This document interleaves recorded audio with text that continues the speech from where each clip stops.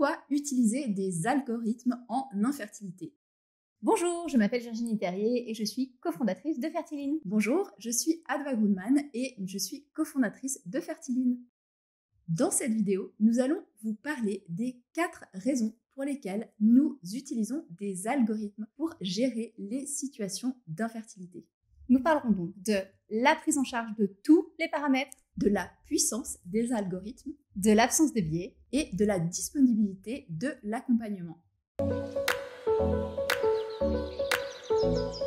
La première raison pour laquelle nous utilisons des algorithmes chez Fertiline dans la gestion des situations d'infertilité est la prise en compte de l'intégralité des paramètres. Puisque lorsqu'on doit travailler sur une infertilité, on doit déjà travailler sur 2 personnes, sur la femme et également sur l'homme. Et pas que sur 2 personnes, mais sur l'intégralité des paramètres santé de ces 2 personnes et l'intégralité des paramètres d'équilibre de ces 2 personnes. Pour cela, il faut relever une immense quantité d'informations. Et ces informations doivent être traitées avec une intelligence et une rigueur très particulières. Car la fertilité est en lien avec la combinaison de différents systèmes qu'il faut relier et qu'il faut comprendre. Puisque ce qui va nous amener à réussir un projet de conception, c'est d'amener de l'équilibre dans l'intégralité des systèmes, que ce soit le système hormonal, le système immunitaire ou encore le système de gestion de l'inflammation, le système vasculaire. Tous ces systèmes doivent être pris en compte, tous ces systèmes doivent être observés, compris, analysés. On doit pouvoir établir un profil global pour aller les régler dans le fond du système. Grâce à nos algorithmes, nous prenons en compte plus de 1000 paramètres fertilité pour chaque personne. Donc plus de 1000 paramètres pour la femme, plus de 1000 paramètres pour l'homme. Et ces paramètres, qu'est-ce qu'on en fait? Eh bien, on va les regrouper dans des profils et ces profils vont nous permettre de vous délivrer des conseils qui sont personnalisés, adaptés et qui sont surtout très profonds par rapport à l'équilibre de l'intégralité de votre profil, de l'intégralité de votre système, puisque si nous, en tant qu'humains, on ne peut pas comprendre, analyser, interpréter autant de paramètres, eh bien des algorithmes le peuvent. Et ainsi, ils peuvent vous délivrer le meilleur des informations et les informations les plus pertinentes pour votre situation et pour faire évoluer votre fertilité. Et ces fameux algorithmes nous permettent de ne rien oublier, puisque bien évidemment, en tant qu'humain, on a d'autres qualités. On a des qualités, par exemple, de lien émotionnel, d'empathie, mais on peut oublier. On peut oublier un détail, on peut oublier 2 détails, 3 détails, 10 détails, alors que les algorithmes n'oublient rien. À partir du moment où vous avez fourni la bonne information, ils vont l'interpréter et ils ne vont jamais l'oublier. Elle fera partie de votre profil et vous aurez toujours la résolution de cette information dans les conseils que l'algorithme va vous donner.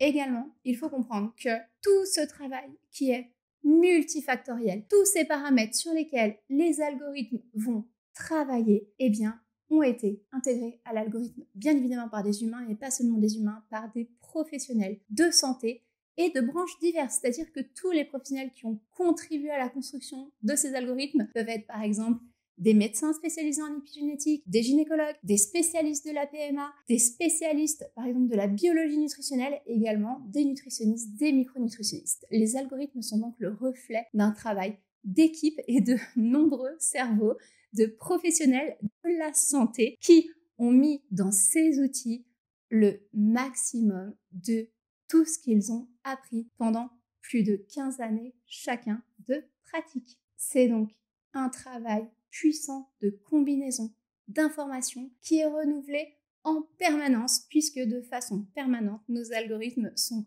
revus, réfléchis, réanalysés et nous les faisons évoluer tout le temps.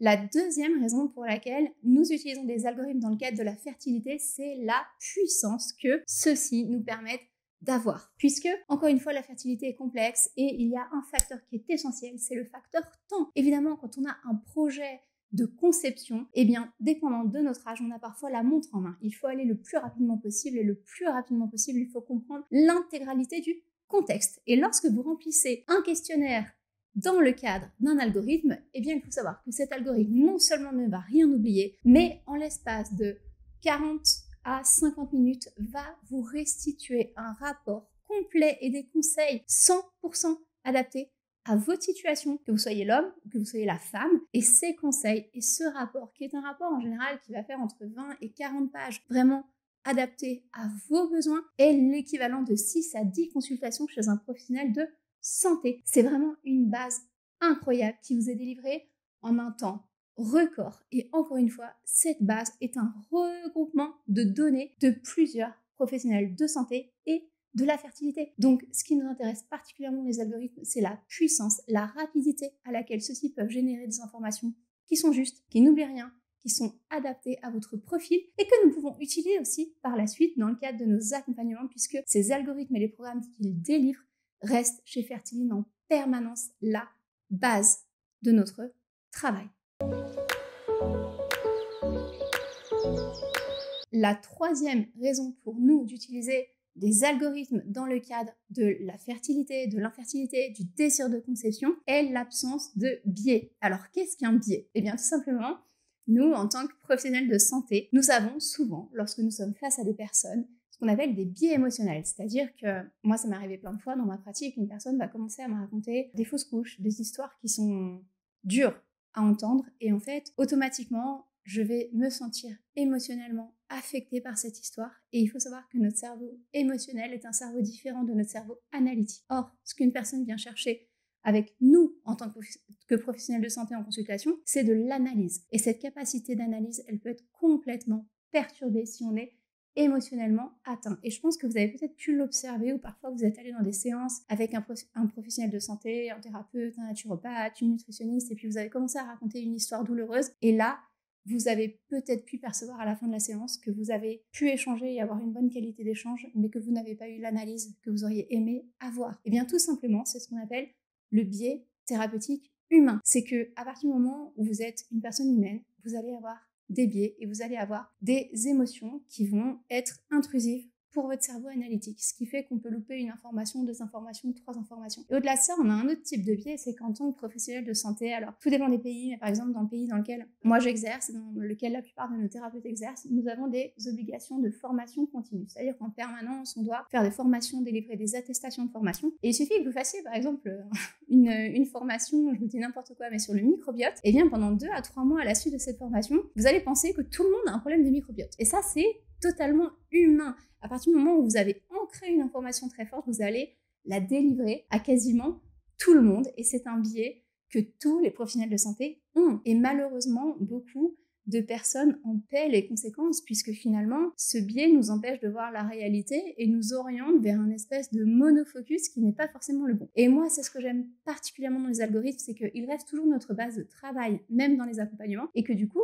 ces algorithmes nous empêchent d'avoir des biais trop marqués. Alors bien évidemment, on va être affecté émotionnellement par certaines situations puisqu'on voit des choses qui sont parfois, on entend des choses qui sont relativement dures. Et ça, je dis toujours à nos équipes thérapeutiques, faites attention à ces biais émotionnels. Oui, accueillez l'émotion et c'est important. Par contre, remettez-vous vite dans votre cerveau analytique. Ce que les personnes viennent chercher chez nous, c'est de l'analyse. On doit leur amener ça, c'est absolument nécessaire. Et donc du coup, bien évidemment, on va aussi émotionnellement être affecté, mais on a heureusement le support des algorithmes qui est notre analyse, qui est notre deuxième cerveau, entre guillemets, qui est un cerveau beaucoup plus puissant que nous. Et nous, on va amener notre analyse supplémentaire sur ce qu'a déjà, en réalité, délivré l'algorithme. Donc c'est vrai que nos algorithmes nous permettent d'éviter les monofocus qui seraient inadaptés, nous permettent de garder une analyse intacte, impeccable, peu importe ce qu'on entend, peu importe la difficulté de ce qu'on entend et peu importe ce qu'on reçoit nous-mêmes comme information à l'extérieur. Et ça nous permet, nous aussi en tant qu'équipe thérapeutique, de délivrer un travail qui est toujours un travail de qualité équivalente, quel que soit le thérapeute qui va en fait réaliser l'accompagnement dans le cadre des accompagnements. Donc nos algorithmes nous permettent ça aussi,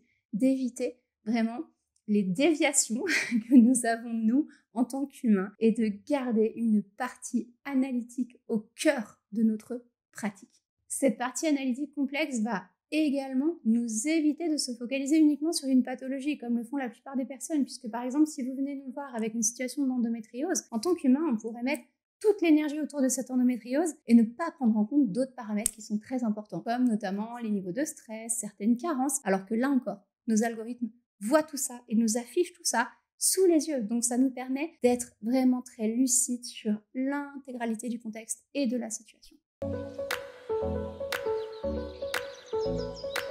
La quatrième raison pour laquelle nous aimons aussi utiliser des algorithmes dans le cadre de la fertilité, c'est la disponibilité de ceux-ci et donc la disponibilité de ce type d'accompagnement partout et à n'importe quel moment. C'est-à-dire que quel que soit l'horaire, quel que soit l'endroit où vous situez, eh bien, vous pouvez aller remplir ce questionnaire, obtenir vos conseils. Il n'y a plus vraiment de limite et ça donne tout de même une sensation de liberté et la possibilité de réaliser ce projet d'avancement dans votre conception le plus rapidement possible, avec relativement peu de déplacements, relativement peu de charge horaire. Si vous travaillez beaucoup, vous pouvez finalement faire ça le soir. Vous pouvez avoir toutes ces informations quand vous le souhaitez. Et ça, c'est un confort important également pour chaque utilisateur. En sachant que déjà, lorsque vous êtes dans un parcours d'infertilité, vous avez souvent des rendez-vous qui se cumulent entre les échographies, les prises de sang, parfois les déplacements pour aller faire des examens dans les cliniques, les appels aussi. Il y a énormément de choses qui vous prennent du temps et une de nos volontés, c'était vraiment de vous donner les meilleures stratégies, les meilleures solutions en vous soulageant au maximum dans votre planning.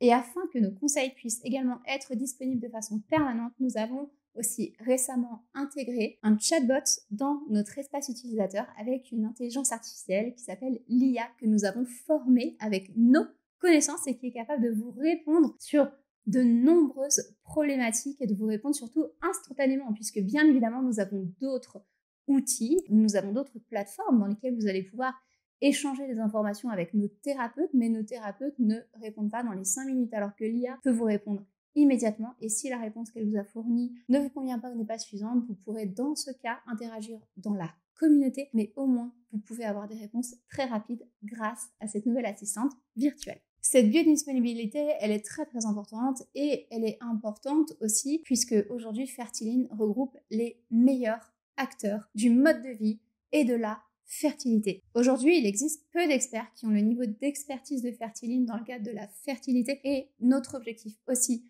avec nos programmes est de pouvoir fournir notre expertise au maximum de personnes possible sans diluer l'information, sans perdre en performance et bien évidemment les algorithmes nous permettent absolument tout ça. Ils vous permettent d'être au contact des meilleurs conseils selon votre profil, selon vos facteurs individuels et ces conseils sont réactualisés en permanence avec tout ce que nous apprenons dans nos consultations et dans le suivi des couples qu'on accompagne depuis maintenant plus de 4 ans. Et également dans les expériences et toutes les connaissances que nous développons et partageons avec nos cliniques partenaires. D'ailleurs, si vous voulez en savoir plus sur de quoi parle-t-on quand on parle d'expert en fertilité, je vous conseille d'aller voir notre vidéo sur qu'est-ce qu'un expert en fertilité. Et dis-moi Virginie, une des grosses problématiques de l'infertilité, c'est la solitude. Parce que c'est vrai que lorsqu'on est dans un parcours de procréation médicalement assistée, on se sent souvent seul.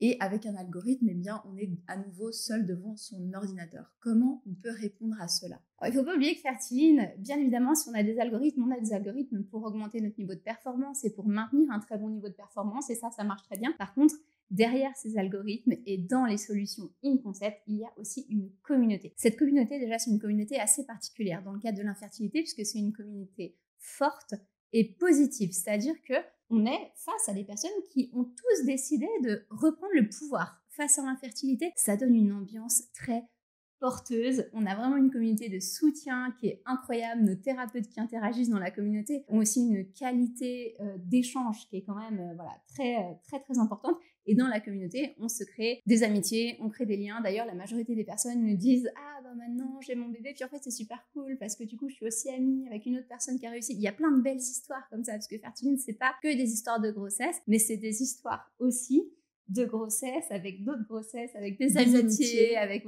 des choses qui se... Et des missions aussi qui se créent, puisqu'on rappelle que justement les collaboratrices qui répondent aux appels d'orientation, les bilans de situation, sont des personnes qui ont elles-mêmes été des utilisatrices de Fertiline et qui ont le désir maintenant d'aider d'autres personnes. Donc il y a vraiment des missions qui sont créées. Et les thérapeutes également, c'est des personnes qui sont plus que missionnées, qui même interagissent le week-end, le soir. Enfin, je vois là sur les groupes cette interaction permanente. Elles sont tout le temps présentes, elles essayent d'être présentes au maximum. Et il faut savoir aussi que sur la plateforme, vous disposez de nombreux outils, ne serait-ce que pour la gestion des phases émotionnelles difficiles. Et souvent, ce qui nous manque, c'est pas forcément la connexion avec une personne, parce que si vous avez la mauvaise personne en face de vous, pour une phase difficile, ça va pas forcément vous aider. Ce qui nous manque, c'est vraiment les bons outils, des personnes de confiance et des outils de confiance. Et ça, c'est ce qu'on a vraiment essayé de créer dans la plateforme InConcept, dans laquelle vous retrouvez de la sophrologie, des hypnoses, des méditations, dans laquelle vous retrouvez aussi des espaces de coaching